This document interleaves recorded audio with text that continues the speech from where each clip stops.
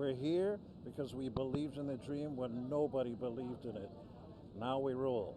Now get out. Today, we've got a special treat for you. 50 mind-blowing and completely true facts about some of your favorite musicians. From wild stories to surprising revelations, these tidbits are sure to leave you amazed. Now let's get started. 1. Little Richard fired Jimi Hendrix from his backup band. Jimi Hendrix was a guitar genius who changed rock music forever. But before he became a legend, he was fired by another legend, Little Richard, the king of rock and roll. Hendrix admired Richard, but Richard hated Hendrix. He hated his style, his attitude, his talent. He saw him as a rival, not a friend. He kicked him out of his band, crushing his dreams. But Hendrix didn't quit. He bounced back and formed his own band. He made his own music, his own history. He created masterpieces that outshone Richard's. He proved him wrong and became a star. 2. Stevie Nicks was offered the opportunity to write the lyrics for Purple Rain, but turned Prince down. Stevie Nicks and Prince were friends and fans. Prince played on Stevie's Stand Back, adding his magic. He sent her a 10-minute track of his future hit Purple Rain. He asked her to write the words, to join his vision, but Stevie was scared. She felt unworthy. She loved the song, but not the pressure. She called him. "I can't do it. I wish I could. It's too much." She missed the opportunity, and Prince made history alone. 3. Son of a preacher man singer Dusty Springfield used to spend hundreds of dollars on cheap china, then blow off steam by breaking it all. Mary Weiss and Dusty Springfield were vocal powerhouses and rebels. They loved mischief, especially in hotels. One night they threw crockery down the hall, shattering them. They giggled at the angry guests. They felt wild and fearless. Martha Reeves joined Dusty's fun another time. She found her smashing china with a hammer. Dusty urged her to smash too, and Martha agreed. They hammered away. They were partners in crime. 4. Duff McKagan drank so much alcohol so often his pancreas exploded. Duff McKagan of Guns N' Roses was a booze fiend. He drank a gallon of vodka and Coke daily, ignoring the damage. He felt invincible, but he was wrong. His body crumbled, his hair thinned, his skin boiled. He was sick and weak, but he kept drinking. He pushed too far until his pancreas burst. He screamed in agony. He was taken to the hospital where he learned he had acute pancreatitis. He barely survived, and he knew he had to quit. He stopped drinking and started healing. 5. Tony Iommi pulled a prank on Bill Ward by dousing him in alcohol, but then he caught fire. Tony Iommi of Black Sabbath was a guitar hero and a prankster. He loved to set his drummer Bill Ward on fire with alcohol. It was fun, until it wasn't. One day, he and Ward were meeting a producer, and Iommi did his fire stunt. But Ward's clothes caught fire, and he burned. He screamed, and Iommi laughed. He poured more alcohol, thinking he was kidding. He wasn't. He tried to stop the fire, but it was too late. Ward was scared, and Iommi was sorry. He had gone too far. 6. Billy Idol had to be carried out of a Thailand hotel by the military after being shot by a tranquilizer. Billy Idol was a rebel without a cause. He lived for the thrill of the night, the roar of the crowd, and the rebel yell. He was one of the wildest rock stars of the 80s, and he didn't care about the consequences. In 1989, he checked into the Mandarin Oriental Hotel in Bangkok and turned it into his personal playground. For 3 weeks, he partied hard with women and drugs and wrecked his room beyond repair. The hotel staff had enough. They asked him to leave, but he refused. He was not going to give up his fun. The hotel had no choice. They called in the Thai army to evict him. But Billy was not going down without a fight. He resisted the soldiers until they shot him with tranquilizer darts and dragged him out. He was a rebel to the end. 7. Ace Frehley chugged a bottle of perfume because he heard there was alcohol in it. Ace Frehley of Kiss was a legendary guitarist, but also a notorious alcoholic. The band's founding member and his former colleagues have spoken out about their time together since leaving the group in 2002. He talked candidly to Stuff in 2017 about the years of struggle the band endured throughout their career before ultimately experiencing success. He also described how the busy and surreal nature of touring musicians' lives frequently leads to drug and alcohol misuse. Due to the frequency of these abuses and the accelerated pace of touring, Frehley was left with hazy memories of his time in Kiss. He would drink anything that had alcohol in it, even if it was not meant for human consumption. One day, he and his bandmates were trapped in a limo with no booze in sight. He was desperate for a drink. He searched the car for anything that could quench his thirst. He found a bottle of perfume. One of his buddies told him that perfume had a lot of alcohol in it. Frehley didn't hesitate. He snatched the bottle and chugged it down like a thirsty man in the desert. He didn't care about the taste or the consequences. He just wanted to get drunk. His breath may have smelled like roses, but his stomach was in agony. The artist was lucky to survive. He later got sober. 8. Izzy Stradlin was arrested for peeing in the aisle of an airplane. Izzy Stradlin of Guns N' Roses was a rock star who lived by his own rules. And one of those rules was, when you gotta go, you gotta go. No matter where, no matter when. That's what he did in 1989 when he was flying from Indianapolis to Los Angeles. He felt the urge to pee, but the restroom was taken. He didn't have the patience to wait. Stradlin decided to relieve himself right there and then in the middle of the plane. He unzipped his pants and let it flow, shocking the passengers and the crew. When the plane landed, he was arrested and charged with public disturbance. The judge was not amused. Stradlin was sentenced to a year of probation and made him write a letter of apology to the crew. 9. James Brown held up an insurance company for allegedly using his toilet. James Brown had a golden voice, but he also had a golden throne, and he didn't like anyone else using it. On September 24, just after noon, soul musician James Brown barged into an insurance seminar held in an office building on Washington Road. He accused the attendees of the seminar of using the lavatory in his adjacent office while brandishing a shotgun. Then he drove off in his Ford pickup, a red and white 1987 model. Police trailed behind. He was being chased down at 80 miles per hour on Highway 20 beyond the South Carolina border. That's why he went berserk in 1988 when he found out that some strangers had trespassed into his bathroom. He grabbed a shotgun and stormed into the insurance company next door where he thought the culprits were. Brown demanded to know who had violated his sacred space. The terrified employees had no clue what he was talking about. The police showed up, but Brown wasn't ready to give up. He jumped into his pickup truck and sped away, smashing into the cops' cars along the way. The cops shot his tires, but Brown just kept going, driving on his bare rims for 6 more miles. He was finally caught and sent to jail for 6 years, but he only served half of that. He was the godfather of soul after all. 10. Eddie Van Halen drove a tank through Beverly Hills to get a guitar back. Army tanks are rarely mentioned in the crazy tales told by rock and roll performers. Bats' heads being bit off by Ozzy Osbourne. At their gigs, Red Hot Chili Peppers perform only in their socks. TVs being thrown into swimming pools by The Who. Of course, there was a strange story behind almost every Iggy Pop show. Additionally, indecent exposure of some kind was a common element in all of these instances. Eddie Van Halen was not one to back down from a fight, but he may have gone too far when he clashed with Limp Bizkit's Fred Durst.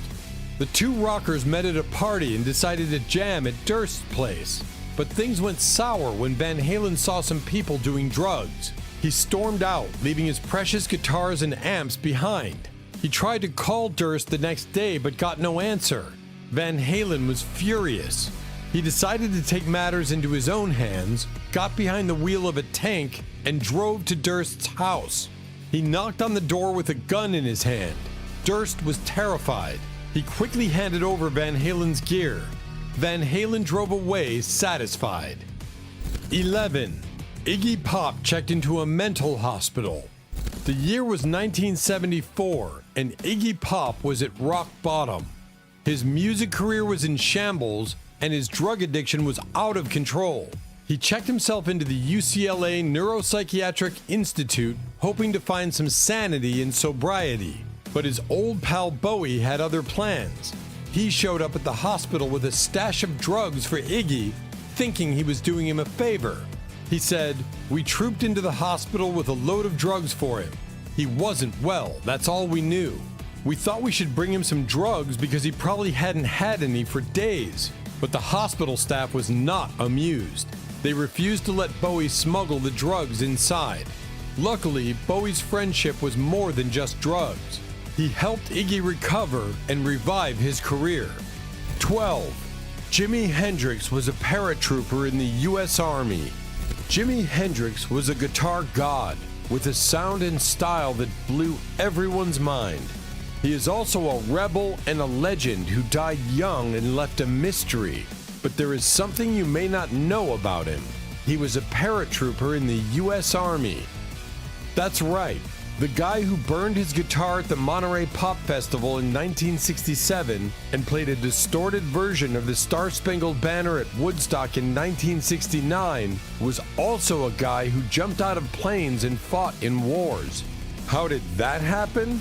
And how did that change him in his music? In order to get out of jail, Jimi Hendrix reportedly enlisted in the Army in 1961 and trained as a paratrooper with the 101st Airborne Division. His whole concern was music, and he was a poor soldier. 1962 saw him leave the Army on the grounds that he was hurt. Some claim he told lies to escape. Hendrix's time in the military had a long-lasting effect on both his music and character. Along with picking up some guitar skills from other soldiers, he also developed a bravery and a spirit of exploration that aided him in his musical career. In addition, he grew increasingly conscious of the political and social issues of the day and used his music and performances to voice his opinions. 13. Ozzy Osbourne didn't just bite a bat. Ozzy Osbourne, the Prince of Darkness, had a taste for blood and shock. He was the lead singer of Black Sabbath, the pioneers of heavy metal, and was notorious for his outrageous and wild antics. He once bit the head off of a live bat on stage thinking it was a rubber toy. But that was not his first time. He had done it before with a dove in a meeting with Columbia Records. He wanted to sign a deal with them, and his wife Sharon suggested he release 2 doves as a gesture of peace. He did, but Ozzy also grabbed one of them and bit its head off in front of the horrified executives. He made a lasting impression, but not a good one. 14. John Lennon and Yoko Ono's bed-in for peace took place in Amsterdam in 1969. John Lennon and Yoko Ono, the lovers and activists, had a vision that was bold and peaceful. They wanted to protest the Vietnam War, and they wanted to do it in a creative and non-violent way. They decided to stage a bed-in for peace, a public demonstration where they stayed in bed for a week, inviting the media and the world to join them. Their chosen city was Amsterdam, a city of tolerance and freedom, and they booked a room at the Hilton Hotel. They decorated the room with flowers, posters, and banners, and they wore pajamas and smiles. John and Yoko talked, sang, and meditated and spread their message of love and peace. 15. Michael Jackson's famous white glove was covered in Swarovski crystals. Michael Jackson, the king of pop, had a sparkle that was hard to miss. He dazzled the world with his music, his dance, and his style. And he had a signature accessory that made him shine even more, his famous white glove. Many were captivated by Michael Jackson's glove, which was a famous aspect of his performance persona. There are a few theories as to why Michael included the glove in his brand, even though the precise motivation is unknown. Some have speculated that Michael may have worn the glove to control the media, while others claim it was done because of his vitiligo skin condition. It was not just a simple glove, but a masterpiece of glamour and glitz. It was covered in Swarovski crystals, the finest and most brilliant crystals in the world.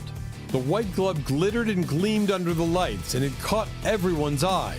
He wore it on his right hand and used it to accentuate his moves and gestures.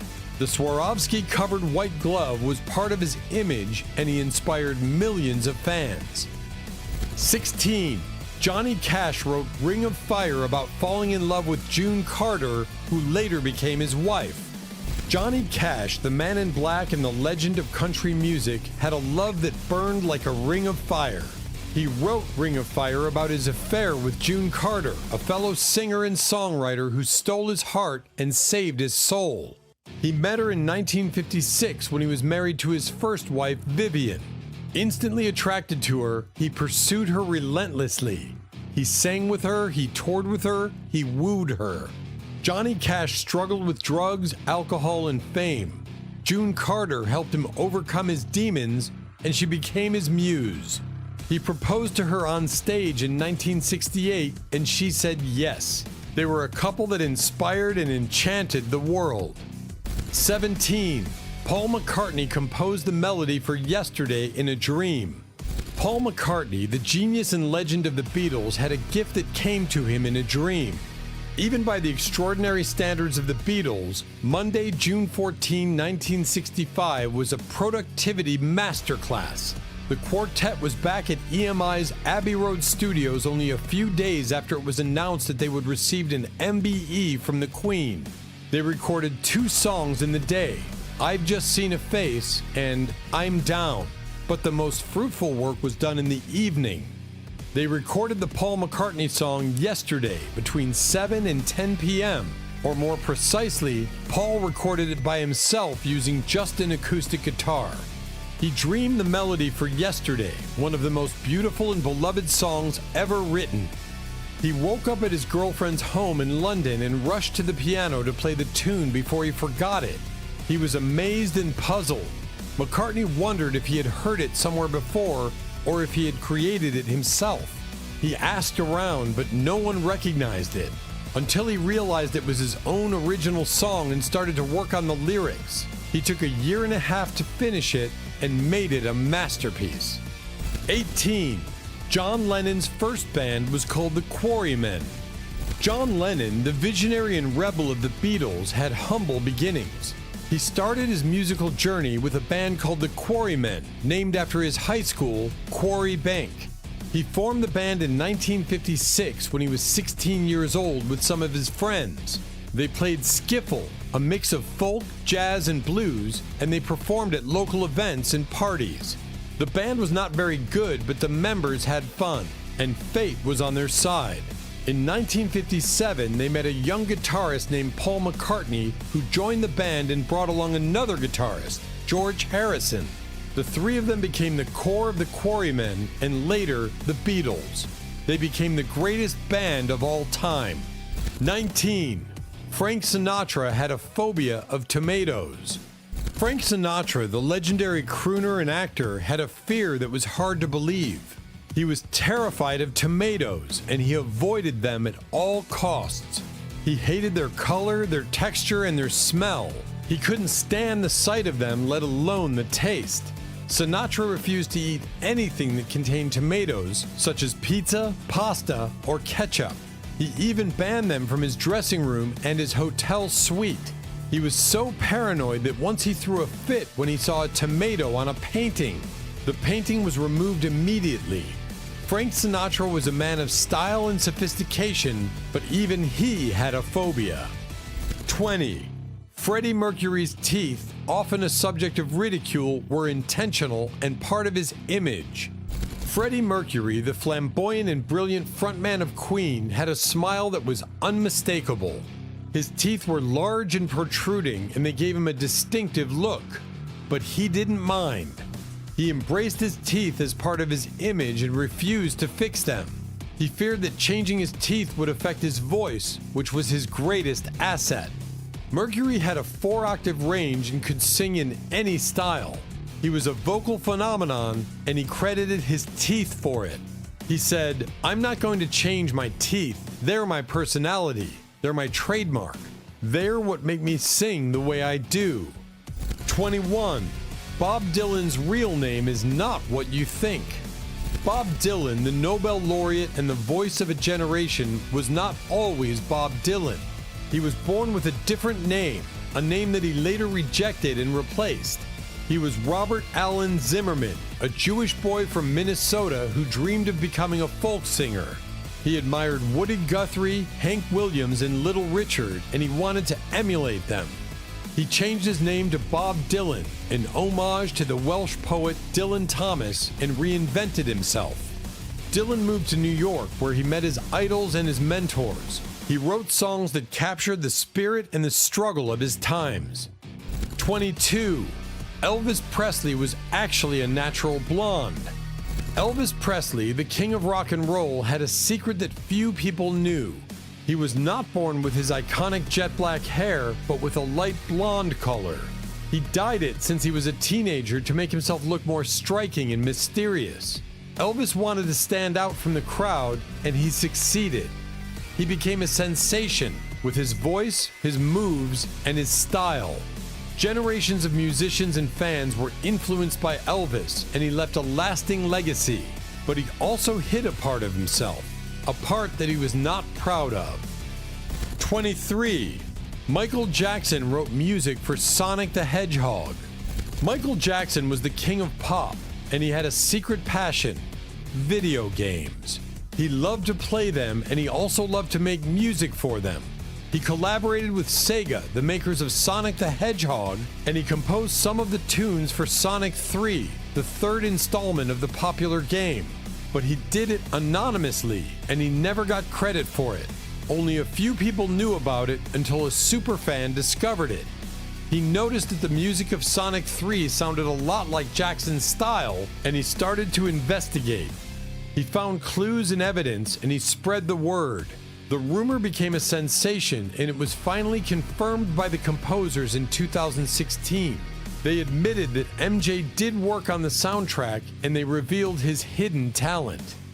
24. Van Morrison recorded 30 songs in one day. Van Morrison, the Irish singer-songwriter, was a man on a mission. He had a reputation for being a bit mysterious in private.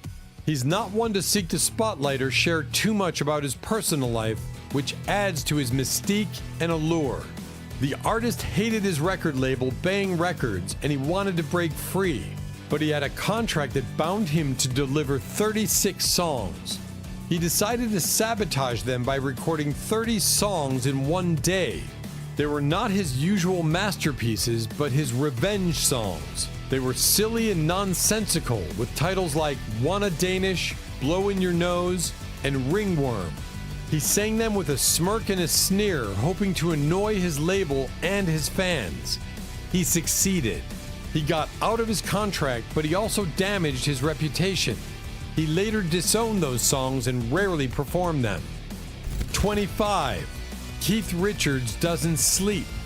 Keith Richards, the legendary guitarist of the Rolling Stones, was a rock and roll survivor. He is actually known for not needing a lot of sleep. Even with the busy life of a rock star, he stays awake and keeps playing music. He says there's too much fun and music to enjoy, so he doesn't sleep much. This ability has made him a legend in the world of rock and roll, allowing him to keep rocking on stage for a long time. Keith Richards' love for music and his energetic spirit have made him a true icon in the world of rock music. He lived a life of excess and adventure, and he pushed himself to the limit. He was proud of his stamina and creativity, and he boasted about them in his autobiography, Life. He revealed how he recorded 1978's Before They Make Me Run, a song about his drug troubles, in a marathon session of 5 days without sleep. He worked with multiple engineers who took turns to rest under the desk while he kept going. He was unstoppable. Another time he stayed awake for 9 days in a row, but that ended badly. He fell asleep while holding a book, and the book hit him in the face, breaking his nose. 26. Prince was a Jehovah's Witness and even went door to door at one time. Did you know Prince was a musical genius and a spiritual seeker? Prince was a musical genius who could play many instruments and sing like nobody else. What's really intriguing about Prince is his ability to blend different styles of music like funk, rock, and pop into something completely new. He was a true innovator. He was also a Jehovah's Witness, and he followed their practice of door-to-door preaching. He wanted to share his faith with others, but not everyone was receptive. He was especially rude to a Jewish woman who told him she was not interested. He insisted that she should convert, and he quoted the Bible to her. He was pushy and arrogant, and he offended her. She slammed the door on him, and he left. But some people would have welcomed him. Some people would have loved to see Prince at their door and hear him talk about the Holy Book. Some people would have been starstruck and curious. 27. Van Halen wanted no brown M&Ms in their dressing room. Van Halen is a legendary American rock band known for its electrifying guitar riffs, energetic performances, and influential sound. Formed in Pasadena, California in 1972, the band originally consisted of Eddie Van Halen on guitar, Alex Van Halen on drums, Michael Anthony on bass, and David Lee Roth as the charismatic frontman. The band had a strange and clever demand. They wanted a bowl of M&Ms in their dressing room, but with no brown ones. They put this clause in their contract among many other technical and safety requirements. It was not a matter of taste, but of trust. If they saw brown M&Ms in the bowl, they knew the venue had not read their contract carefully. They would then check the stage and equipment for any errors or hazards. They would also trash the dressing room and cancel the show if they felt like it. It was a way of testing the venue's attention and professionalism and ensuring their safety and satisfaction. As you see, Van Halen's impact on rock music is profound, influencing countless bands and guitarists across generations. Their catchy melodies, dynamic stage presence, and innovative musicianship have solidified their place in rock history as one of the most iconic and enduring bands of all time. 28. Jim Morrison told a cop to eat it. Jim Morrison, the charismatic and rebellious leader of the Doors, was not one to follow the rules. Jim's life was also marked by controversy and tragedy. He struggled with substance abuse and legal issues, which added to his mystique and contributed to the mythos surrounding him. He was a rock star who lived on the edge, and he loved to challenge authority. One night in 1967, he was backstage at a concert in New Haven, Connecticut, where he was having a steamy encounter with a female fan in the shower.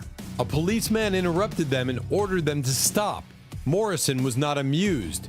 He told the cop to eat it, and the cop warned him that it was his last chance. Morrison didn't back down. He repeated his insult with a twist. "Last chance to eat it, Dad." He added the dad part to mock the cop as his father figure. It was a defiant and daring response that showed Morrison's attitude and wit. 29. Iggy Pop fought a heckling biker, and it was caught all on tape. Iggy Pop, born James Newell Osterberg Jr., is known for his wild and rebellious behavior both on and off the stage. As a pioneer of punk rock and a frontman for the Stooges, Iggy Pop's stage presence was electrifying, characterized by his uninhibited performances, including stage diving, self-mutilation, and frenetic energy. He often bared his chest and taunted audiences, creating an intense and unpredictable atmosphere. Offstage, Iggy Pop's life mirrored his onstage persona to some extent. He struggled with substance abuse issues, particularly with heroin during the early years of his career. Iggy, the godfather of punk, was not afraid of confrontation. He was known for his wild and aggressive stage antics, which often provoked the audience. But one night in 1974, he met his match. He was performing at a club in Detroit where a biker gang was present. One of them started to heckle him, and Iggy told him to shut up. The biker didn't listen. He threw a beer bottle at Iggy, and a fight ensued. Iggy was outnumbered and outmatched. He was beaten and bloodied, but he kept on singing. The record is Metallic KO, and it captures the chaos and violence of that night. You can hear the bottles smashing and the crowd shouting. It is a raw and brutal album that is loved by Iggy Pop fans. 30. Keith Moon and Mama Cass died in the same apartment. Harry Nilsson had a London flat that was cursed. The singer lent it to his friends when he was away, but he didn't know it would be the deathbed of two rock legends. On June 29, 1974, Mama Cass of the Mamas and the Papas checked into his flat while on tour. She never checked out. She died of heart failure in her sleep at the age of 32. 4 years later, on September 7, 1978, Keith Moon of The Who stayed in the same flat. He overdosed on a sedative that was supposed to help him quit drinking. He also died at 32 in the same room as Mama Cass. It was a tragic and eerie coincidence that haunted Nilsson in the music world. It was a story that made us wonder, what was wrong with that flat? 31. The members of Outlaws smoked. This is a true story of loyalty and tribute. Tupac's life was full of drama and controversy. He faced legal troubles and conflicts with other rappers, which added to his mystique. Even after his tragic death in 1996, Tupac's music and message continue to inspire people around the world. The group was the Outlaws, a rap crew that was formed by Tupac Shakur, the iconic and influential rapper who was killed in 1996. The group was devastated by his death, and they wanted to honor him in a unique way. They decided to smoke him, literally. They mixed some of Tupac's ashes with weed and rolled it into a joint. Then they smoked it and felt his spirit. It was a well-kept secret for years until they finally confessed in 2011. According to them, it was Tupac's wish, and they respected it. It was their way of keeping him alive in their hearts and minds. They said it was a way of showing their love and gratitude. It was a way of remembering Tupac. 32. Jerry Lee Lewis married his 13-year-old cousin. This is a true story of forbidden love and scandal. The man was a famous rock star who had a secret affair with his own cousin. She was only 13 years old when he married her with her parents' consent. The public was outraged and disgusted, so they shunned him and his music. He lost his record deal and his reputation. The marriage stirred significant controversy and backlash, particularly due to societal norms and legal implications regarding age and family relations. The scandal severely impacted Lewis's career, causing him to face boycotts and difficulties in booking performances. Despite the controversy, Jerry Lee Lewis remains a pivotal figure in the history of rock and roll music, known for his influential piano playing and energetic performances. The incident remains a notable aspect of his personal history, often discussed in discussions about his life and career. He was a pariah in the industry, but he didn't care. He loved her, and she loved him. They stayed together until she died of cancer 13 years after their wedding. They were loyal and devoted despite the odds. The two were a couple that shocked and fascinated the world. They were a couple that never learned not to love. 33. Nikki Sixx was declared dead at one point. Nikki Sixx is a cool guy in the world of rock music. He's most famous for being the bassist and one of the main songwriters for the band Motley Crue. Now, what's intriguing about Nikki Sixx is that he didn't just rock on stage. He also wrote a book about his crazy life called The Dirt. This book spills all the wild stories about his rock star life, the good and the bad. Nicky's been through tough times but managed to turn things around, which makes his story even more interesting. So besides playing awesome bass lines, he's also a storyteller sharing the ups and downs of the rock and roll lifestyle. The badass bassist and co-founder of Motley Crue lived on the edge of death. Motley Crue members were on top of the world in 1987. Millions of CDs sold out concerts, private planes, and a lifestyle of excess and revelry that went beyond what was considered acceptable for rock stars. However, the band's wild lifestyle is starting to catch up with them. On December 8, 1984, while under the influence of booze and narcotics, singer Vince Neil got into his car. Drummer Hanoi Rocks Razzle, who was sitting next to him, died in the collision, and the two occupants of the damaged car suffered brain damage. It was intended for this terrible incident to act as a warning sign for Motley Crue members. However, it clearly wasn't.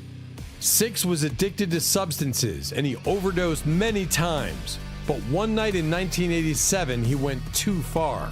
He shot up too much and collapsed. He turned blue and stopped breathing. He was dead. The paramedics tried to revive him, but they failed.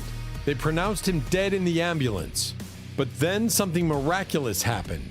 He came back to life. He opened his eyes and saw the hospital. He didn't want to stay there. He ran away and hitched a ride home. He didn't learn his lesson. 34. Rick James on American Bandstand. Rick James was a famous musician known for his funky music and energetic performances.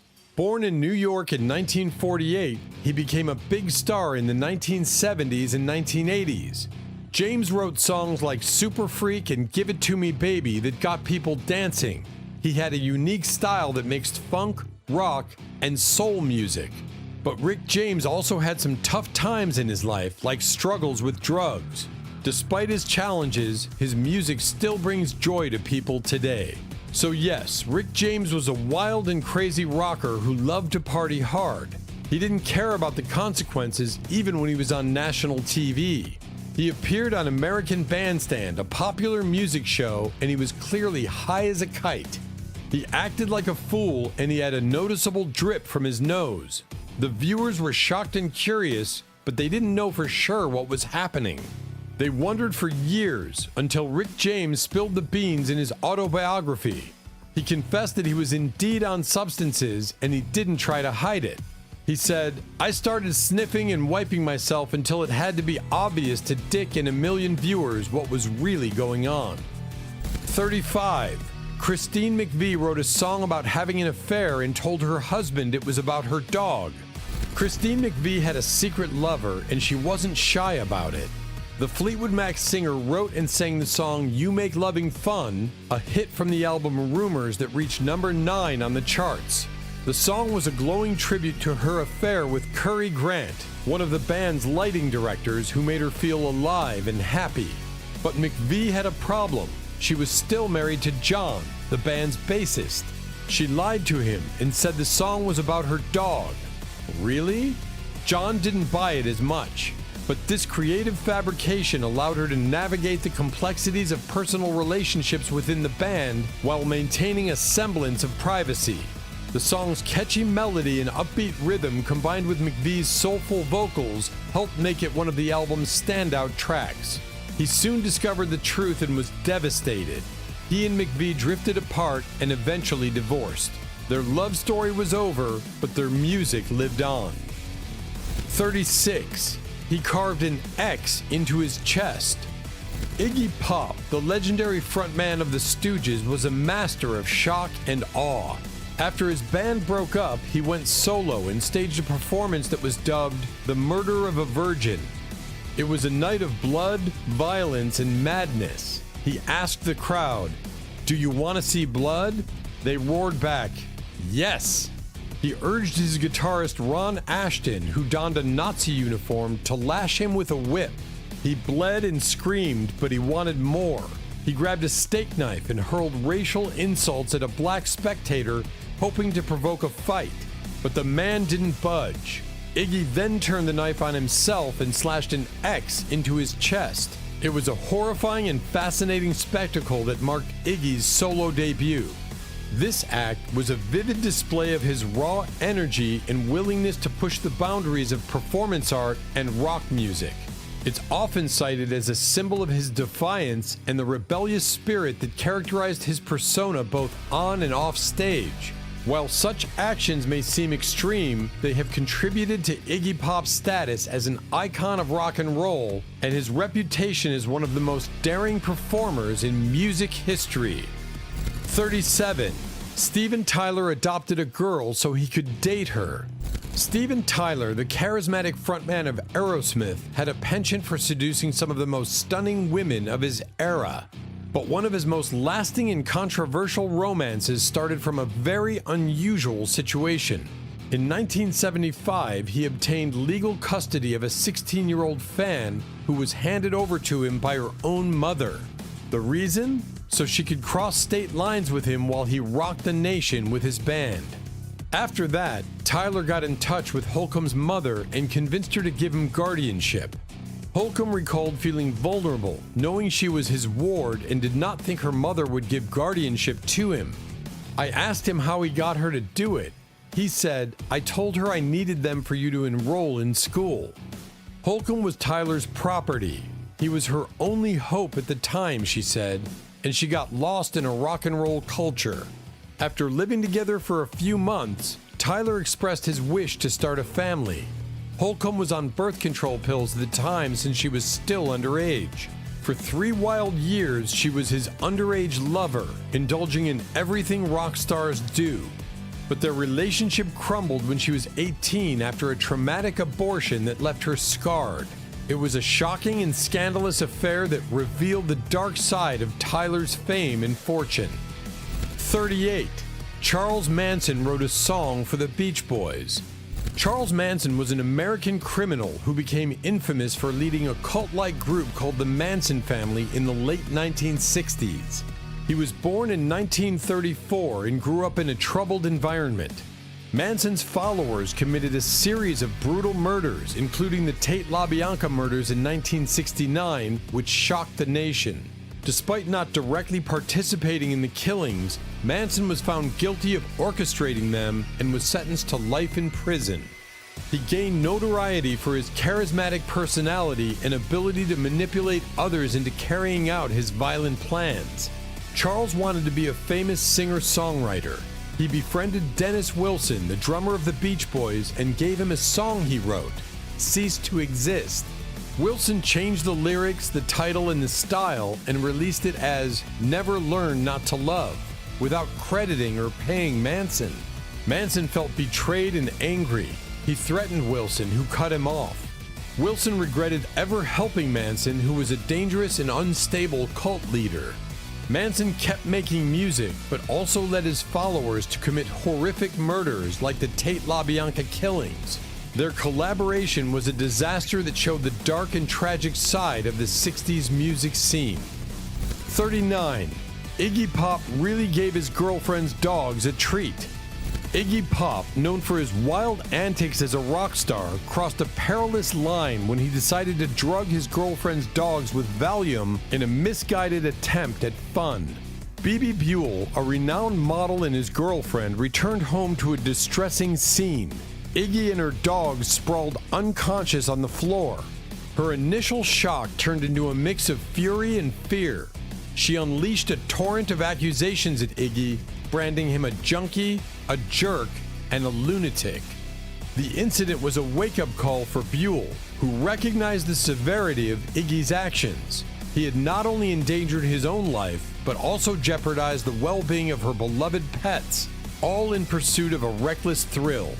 The episode underscored the urgent need for Iggy to seek help and confront the demons driving his destructive behavior, prompting Buell to demand a change before it was too late. 40. John Bonham drank 40 shots of vodka on the night of his death. John Bonham, the drummer of Led Zeppelin, rocked the world with his powerful and explosive beats. Bonham was the hardest drummer in the history of classic rock.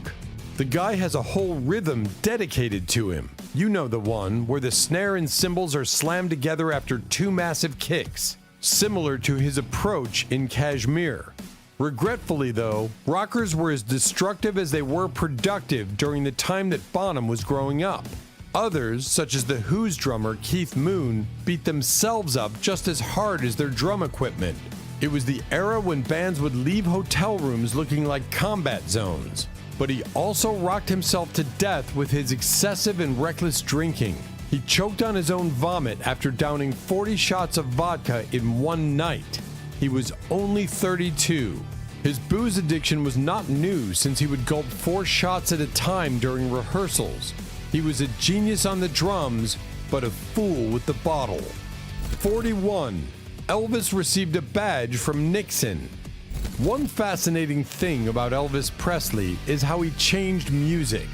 Elvis was one of the first singers to bring rock and roll music to a big audience. He had a special way of singing and moving that made people really excited. His style was so different that some people even thought it was controversial at the time. Elvis became a huge star and his music reached people all around the world. He wasn't just a singer since he was totally a cultural icon. His songs like Hound Dog and Heartbreak Hotel became classics that people still love today. What's also intriguing is how Elvis's personality and charisma made him famous beyond music. He became a symbol of rebellion and freedom for many young people in the 1950s and 1960s. At the same time, Elvis was a con artist. He duped Nixon, the US president, into believing he was anti-drugs. He pretended to be marching to the same drum beat as Nixon, but he was actually a drug fiend. Elvis had a secret agenda at the White House to get a special badge from the agency, and he succeeded. Nixon was naive and gave him the badge. Elvis was ecstatic. He thought the badge was a golden ticket. He thought it would allow him to fly around with guns and substances. The king had tricked the most powerful man in the world and felt invincible. 42. The reason for David Bowie's eye color. David Bowie's eyes were a mystery. They shifted hues with the light. Some said he had two different eye colors, a rare genetic trait, but he didn't. Some people think it was caused by heterochromia, which is the condition when a person has two different colors in their iris. It is actually far more frequent in dogs, cats, and horses. It is a hereditary disorder that is generally innocuous. Heterochromia can be described as a variation of an iris color, such as Mila Kunis's, which is a lighter brown in one eye and a deeper tint in the other, or as two completely different colors, such as actress Kate Bosworth's hazel right eye and blue left eye. But that's not it. He had a damaged eye, a souvenir from a brawl over a girl. His friend and future partner George Underwood socked him in the left eye, leaving his pupil permanently dilated. It made him look different, but also impaired his sight. 43. The origin of Marilyn Manson's name. Marilyn Manson is a famous singer known for being different and sometimes shocking. He sings songs that make people think about society and what's normal. Manson dresses in a unique way, wearing makeup and unusual clothes. People find Manson interesting because he challenges what's usual and talks about things that make some people uncomfortable, like religion and how we see ourselves. Even though some people might not like his style or his music, Marilyn Manson has made a big impact on the world of music and art. He's not afraid to be himself, and that's why he's so intriguing to many people.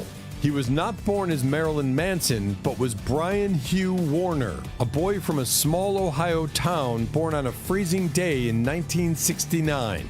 He became Marilyn Manson, one of the most outrageous and daring heavy metal stars ever. He rejected the ordinary and embraced the extraordinary.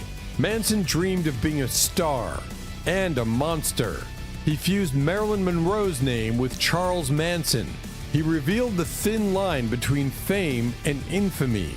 He challenged the media and the public with his hypocrisy and obsession. The infamous artist played the role of a hero and a villain. 44. David Bowie and Mick Jagger were found in bed together naked. David Bowie and Mick Jagger collaborated on a few occasions, most notably on their hit cover of Dancing in the Street in 1985. The song was recorded for the Live Aid charity concert and became a chart-topping success. Their collaboration showcased their dynamic personalities and musical talents, solidifying their status as legends in the rock music pantheon. But it's been said that Bowie and Jagger, two of the greatest rock stars ever, shared a secret romance, according to Bowie's ex-wife Angie. She claims she caught them in bed together nude and cuddly.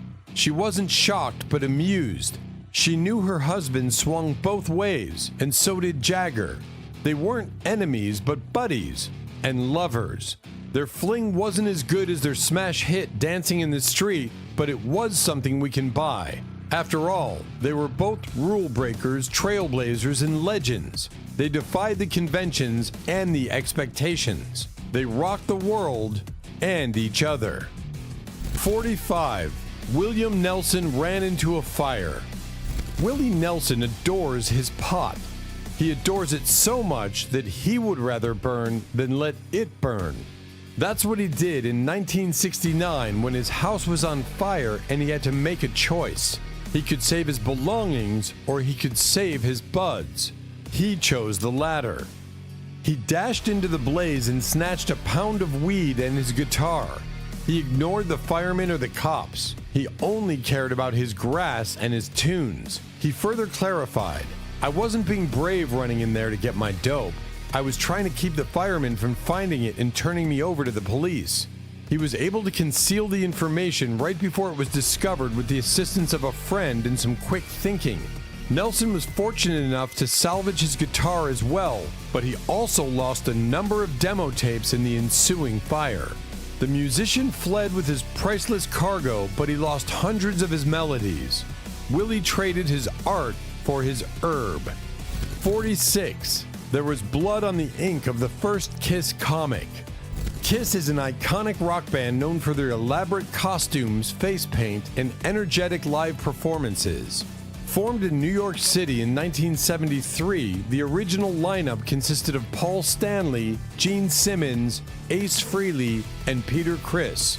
Offstage, Kiss has been known for their outrageous behavior, including wild parties, eccentric interviews, and larger-than-life personalities. Their antics both on and off stage have contributed to their reputation as rock and roll icons. Kiss the Rock Legends gave their fans a bloody gift. They made a comic book with their own blood. The blood was then mixed with red ink and used to print a Marvel Comics super special, Kiss, a magazine-sized comic that turned the band into superheroes and found them fighting Dr. Doom. They flew to New York and mixed their blood with the red ink. They had a nurse and witness, and they did not mind the critics. They wanted to be bold. Plus, the band wanted to show their fans their love. They wanted to share their essence. They wanted to live forever. 47. Keith Moon used to blow stuff up. Nicknamed Moon the Loon for his unpredictable behavior, Keith Moon became famous for his explosive drumming technique and his onstage antics, which often included destroying his drum kit. His playing style was characterized by its frenetic energy and innovative use of fills and rhythms. Keith Moon was the wild and crazy drummer of The Who, a legendary rock band. He had a reputation for being a prankster and a troublemaker, and he did some outrageous things, filling up his drums with water and goldfish and dressing up like a cat. He might have been a furry, but he was also a destroyer. He loved to smash and blow up things, especially hotel rooms and furniture. He threw explosives from windows and he caused fires and damages. Many hotels banned him and the band had to pay up. At least he was notable. Moon's contributions to The Who's sound played a significant role in defining the band's iconic sound during the 1960s and 1970s. His drumming can be heard on classic rock anthems like My Generation, Baba O'Reilly, and Won't Get Fooled Again. 48. Graham Parsons' body was stolen. Graham Parsons was a country rock legend who died young from illegal substances. Parsons was a famous musician who helped create a new style of music called country rock. He was born in Florida in 1946 and became known for his work with bands like the Byrds and the Flying Burrito Brothers. Graham mixed country music with rock and roll, which was new and exciting at the time. His music was loved by many people, but his life had its struggles. He had the problems with drugs and alcohol, which eventually led to his death in 1973 when he was just 26 years old. He wanted to be cremated and have his ashes spread in Joshua Tree, but his family had other plans. They wanted to bury him in New Orleans. His friend and manager stole his body and tried to burn it in the desert, but they were caught by the police and fined. Some of his ashes were still scattered in Joshua Tree. His friend said he did it for love. 49. Bon Jovi's $400 million lawsuit over a song. A Boston musician accused Bon Jovi of stealing his song. He wanted $400 million and an apology. He claimed he had evidence, but he was lying. Samuel Steele resides in Boston's Chelsea neighborhood. In addition, he sings lead vocals for the Chelsea City Council, a band rather than a real city council. In his estimation, while the celebrity was endorsing John Kerry in 2004, John Bon Jovi either got a copy of Man, I Really Love This Team or heard Steele busking outside Fenway Park. Journalists were informed by John Bon Jovi's management that they had not yet seen the lawsuit. "I'm certain that I'm correct," Steele affirmed. "I demand recognition, gratitude, and an apology. Alternatively, $440 million is involved." Bon Jovi fought back.